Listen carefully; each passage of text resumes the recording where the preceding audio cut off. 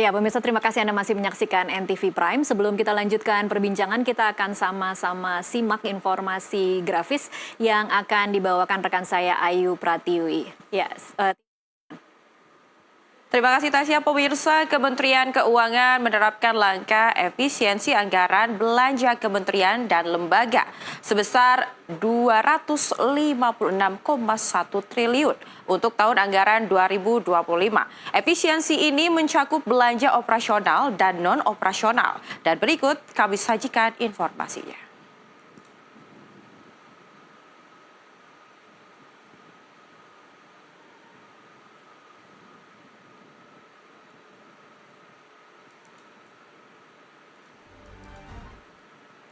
Dan berikut daftar sejumlah kementerian dan lembaga yang dipangkas anggarannya.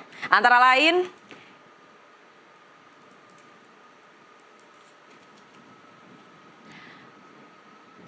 Kementerian PU, kemudian Kemendiksaintek, kemudian Kemenkes, kemudian Kemenhub, Kemendak, Kemenq, Kementan, Kemendikdasmen. Dan juga ada dari Otorita IKN, serta ada BNPT dan juga Kemenpora.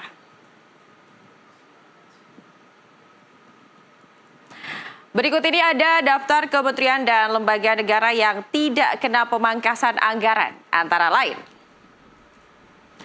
ada Kemenhan, kemudian ada Polri, Badan Gizi Nasional, Kejagung, Mahkamah Agung, BIN, DPR RI, BPK, BPKP, BNN, KPK, MPR RI, MK, PPATK, hingga Kemenko Polhukam.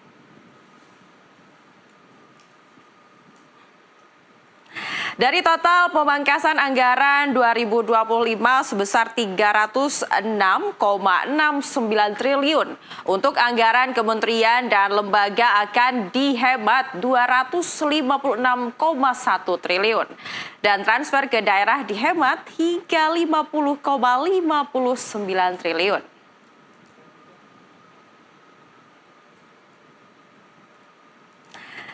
Selanjutnya, untuk item efisiensi transfer ke daerah terdiri atas kurang bayar bagi hasil, dana alokasi umum, dana alokasi khusus fisik, dana otonomi khusus, dana keistimewaan daerah istimewa Yogyakarta, serta dana desa.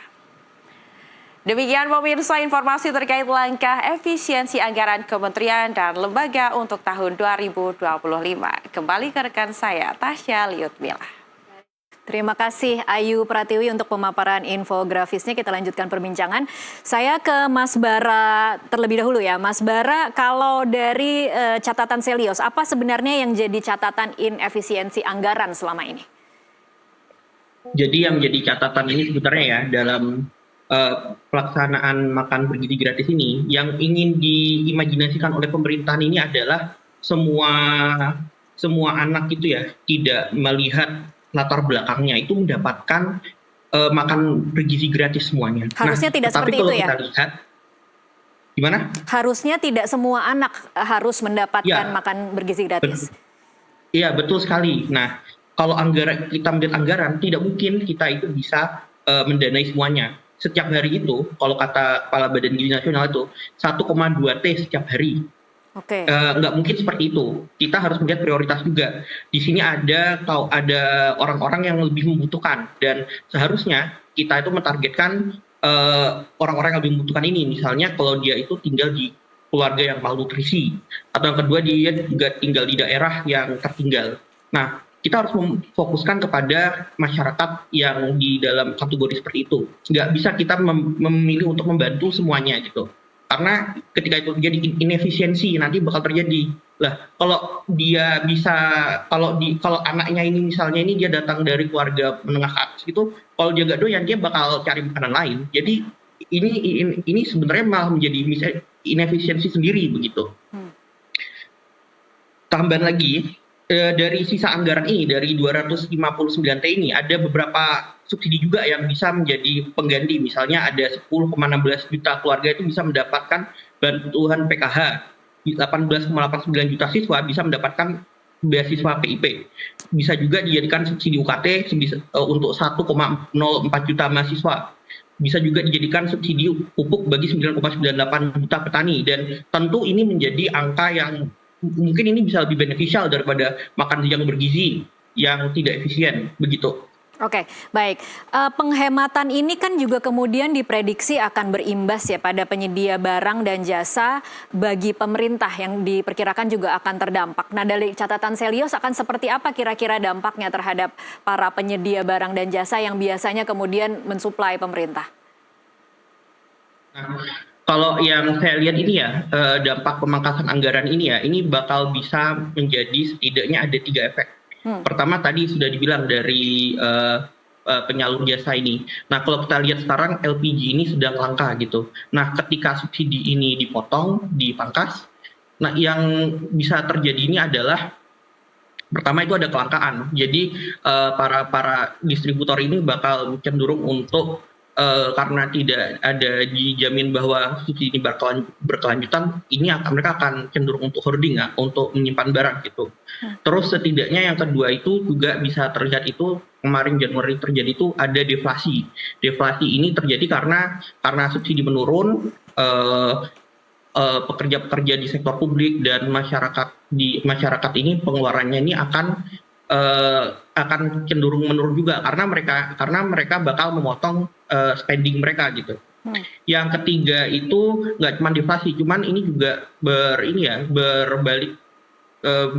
berbalik dengan investasi. Jadi investor pun juga takut untuk menginvestasikan. Soalnya pemerintah aja nggak mau ngasih duit, nggak mau memberikan subsidi, apalagi kita. Ini menjadi resiko yang besar gitu bagi para investor ke depannya.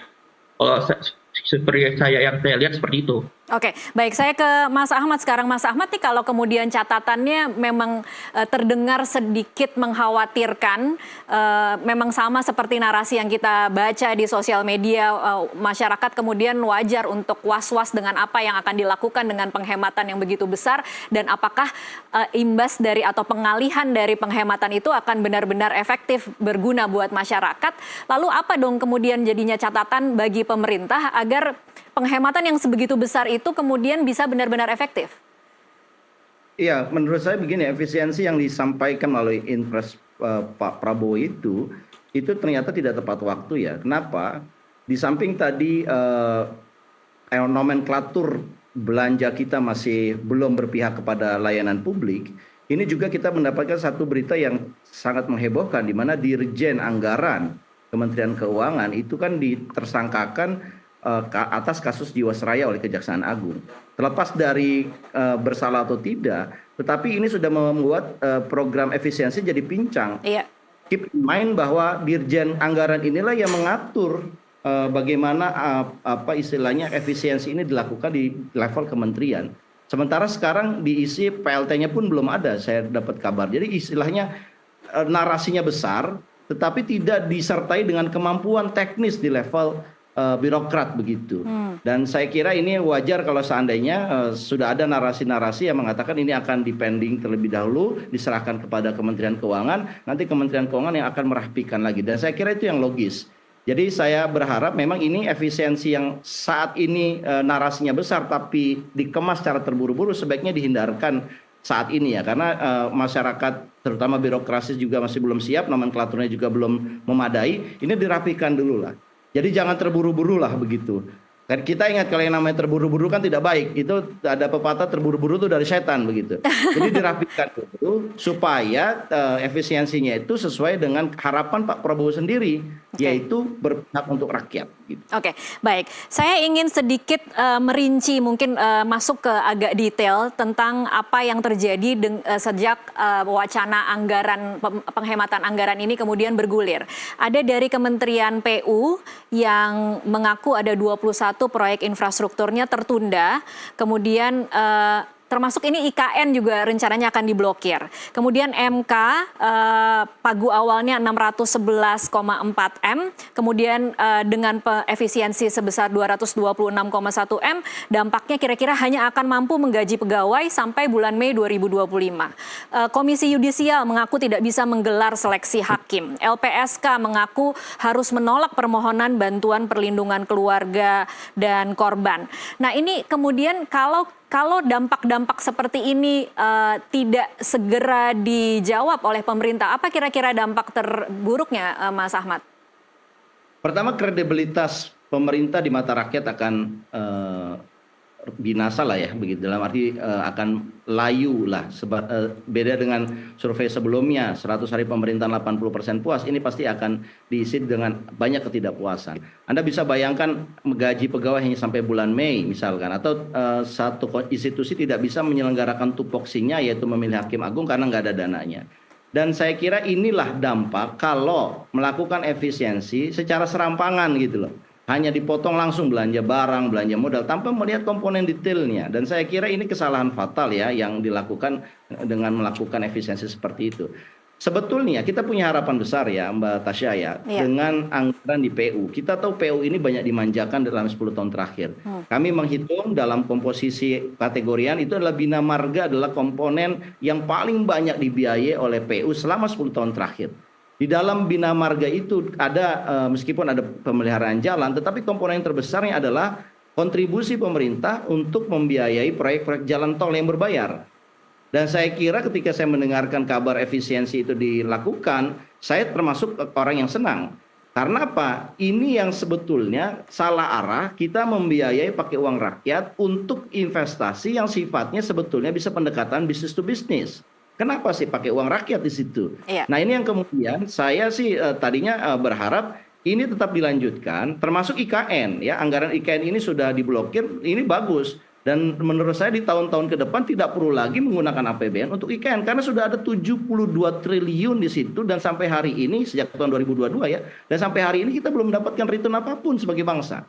Belum dipakai, ASN mundur, ya hanya dipakai oleh siapa? Ya oleh mungkin binatang-binatang yang ada di sana begitu. Oke, tapi kalau kemudian diblokir, dihentikan pembangunannya, bagaimana dengan bangunan-bangunan yang sudah memang dibangun di sana? Akankah kemudian dibiarkan terbengkalai dan rusak dan investasinya akan benar-benar hilang begitu saja?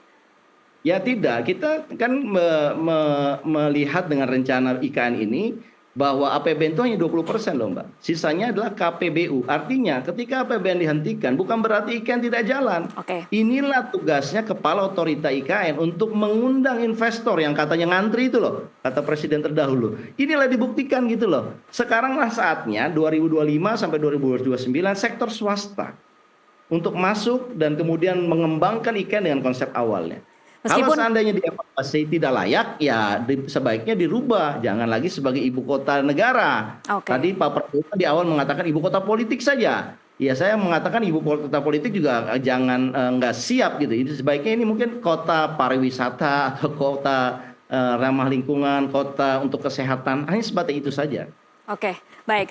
Mas Bara, bicara soal PHK. PHK ini kan tidak hanya PHK saja ya. Ada mungkin sebenarnya di atas kertas kalau melakukan PHK kan ada pesangon juga. Nah ini bukankah kemudian menjadi biaya tambahan ketika melakukan penghematan anggaran?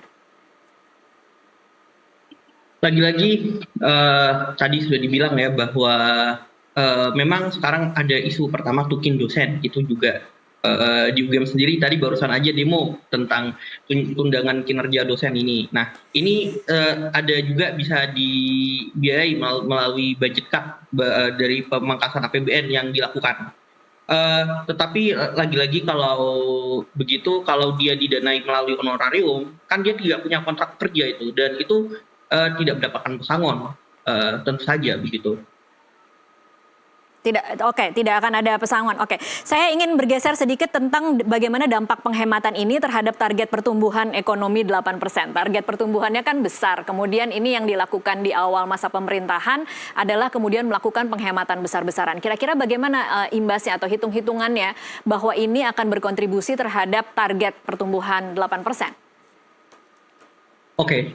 Tadi ada beberapa kementerian yang saya dengar namanya, pertama ada Kemendikdasmen, Kemenrisdiktek, itu jadi pendidikan, Kementerian Kesehatan juga, dan juga ada Kementerian PU. Nah, ketika ketika yang dipangkas ini adalah sektor-sektor publik tadi seperti kesehatan dan pendidikan, infrastruktur, ini dia memerlukan memiliki multiplier effect yang lebih dari satu, yang lebih besar, dan dia ini sangat bergantung pada pendanaan pemerintahan gitu. Dan menjadi sangat khawatir ya ketika pemerintahan ini menarik dukungan di sektor-sektor ini, dan justru ini mereka tidak akan tumbuh ekonominya, dan justru lagi-lagi investor kalau mau masuk juga akan memikir kembali karena menjadi rawan saat ini menjadi sektor yang esensial, tapi kok pemerintah tidak mau mendukung begitu. Baik, Mas Bara Jadi mungkin malah bisa justru menghambat gitu. Oke, Mas Bara mungkin bisa diberikan ilustrasi sederhana secara umum ketika sektor-sektor yang tadi Anda katakan, infrastruktur, pendidikan, kesehatan, dalam jangka panjangnya akan seperti apa sih ketika dilakukan penghematan? Jadi dalam jangka panjangnya ya penghematan anggaran ini walaupun jadi dalam jangka panjangnya ya dengan kita memotong dalam sektor pendidikan kesehatan ini bakal memiliki pengaruh dari infrastruktur kesehatan dan pendidikan kita ini bakal berturun kualitasnya di dalam jangka pendek, dan tentu nanti kita beberapa tahun ke depan ini tidak bisa melakukan kegiatan ekonomi yang bisa lebih tinggi gitu nilainya gitu. Jadi di sini kita pendidikan hanya digunakan untuk menciptakan pekerja yang upahnya itu murah gitu. Jadi bukan pendidikan yang berkualitas, bukan menjadi SDM yang berkualitas, tetapi kita ini cuma menjadi upah murah untuk bisnis dan untuk pemerintahan, begitu sepertinya. Baik, kita masih akan melanjutkan perbincangan ini di segmen selanjutnya. Pemirsa, kita akan jeda sejenak, tetaplah bersama NTV Prime.